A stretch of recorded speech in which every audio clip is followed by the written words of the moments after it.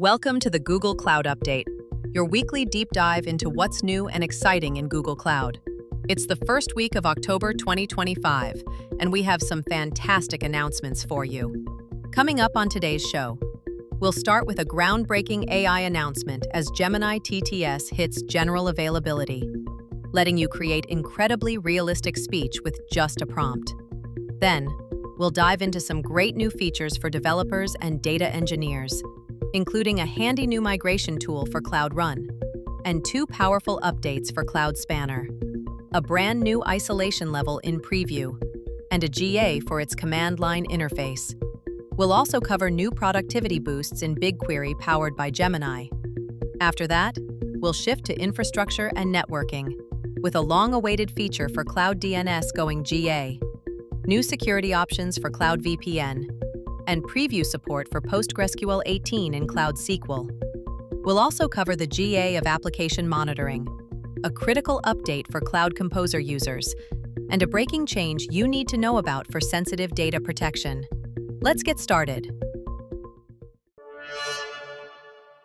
First up, a huge announcement in the AI and media space. Gemini TTS is now generally available. This isn't just another text-to-speech engine. Gemini TTS gives you incredible control over audio generation. It supports over 30 distinct voices across more than 70 locales. But the real magic is in the prompting. You can use natural language to precisely dictate the style, accent, pace, tone, and even the emotional expression of the synthesized voice.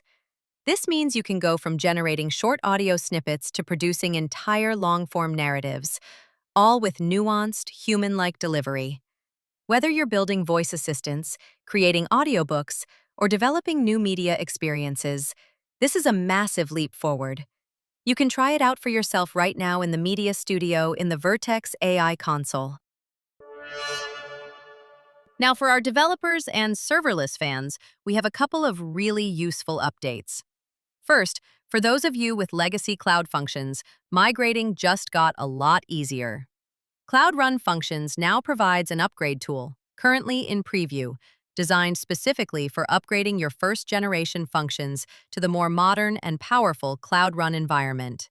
This should streamline the process and help you take advantage of all the benefits Cloud Run has to offer. And for those managing massive amounts of data in cloud storage, there's a new feature in preview called Object Contexts. This allows you to attach contextual information directly to your objects as metadata. Think of it as rich, structured tagging that can help you better manage, organize, and discover your data at scale.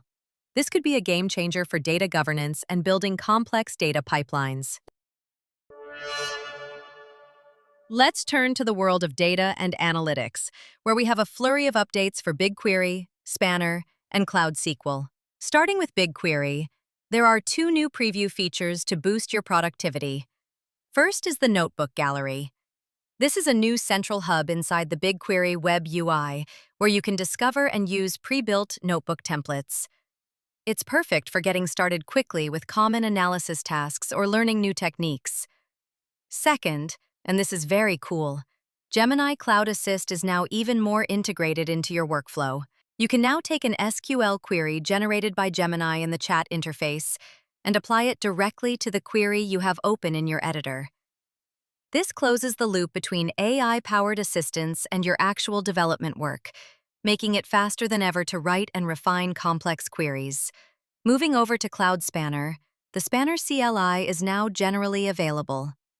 It comes bundled with the G-Cloud CLI and gives you a powerful way to open an interactive session or automate SQL executions right from your shell or from an input file. It's a must-have tool for any developer or administrator working with Spanner. But the bigger news for Spanner is a powerful new feature in preview: repeatable read isolation. For workloads with many concurrent reads contending with fewer writes, this new isolation level can significantly reduce latency and the rate of transaction aborts. It offers a different set of consistency guarantees than the default serializable isolation, providing a great new option for optimizing performance on specific types of read-heavy applications. And finally, for our database aficionados, Cloud SQL for PostgreSQL now supports PostgreSQL version 18 in preview.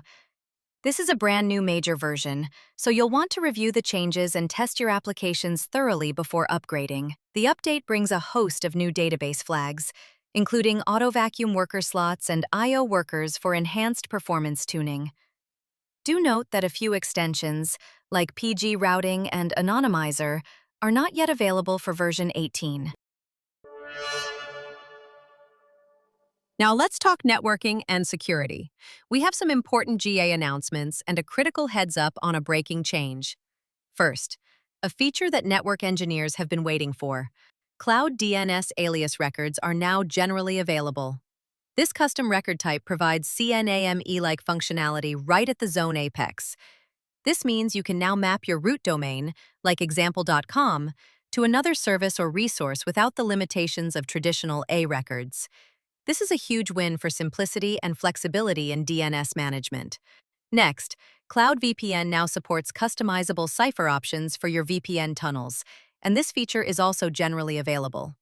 You can now configure specific encryption and integrity algorithms to meet your organization's strict security and compliance requirements, giving you more granular control over your network traffic. And now for an important PSA for users of sensitive data protection. This is an update to an announcement from back in May. The ability to send inspection and discovery results from sensitive data protection directly to Data Catalog is being deprecated. If you have workflows that use the Publish Findings to Cloud Data Catalog action, you must update them by January 30th, 2026. After this date, any new inspection jobs or triggers that use this deprecated action will fail. So please, check your configurations and plan your migration. And finally, let's wrap up with a few quick version updates and deprecations. A new version of Google Distributed Cloud for VMware is now available, running on Kubernetes 1.33. As always, if you use third-party storage, make sure to check the GDC-ready storage partners list to ensure compatibility. For Google Kubernetes Engine, a massive wave of new versions and auto-upgrade targets are rolling out across the rapid, regular, stable, and extended channels. For example, in the Rapid channel, Kubernetes 1.34 is now the default. There are far too many versions to list here, so please check the release notes for the full details relevant to your clusters.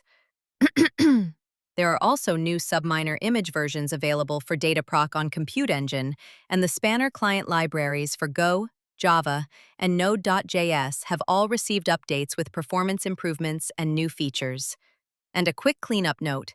Several insight types related to Cloud SQL and GKE control plane connectivity are being deprecated and removed from Network Analyzer. Be sure to check the release notes for the full list if you rely on these specific insights.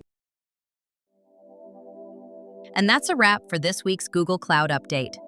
From the incredible creative potential of Gemini TTS to the powerful new repeatable read isolation in Spanner and the customizable ciphers for your VPN tunnels, there is a ton of new technology to explore. Thanks for tuning in, and we'll see you next week for another dose of Google Cloud news.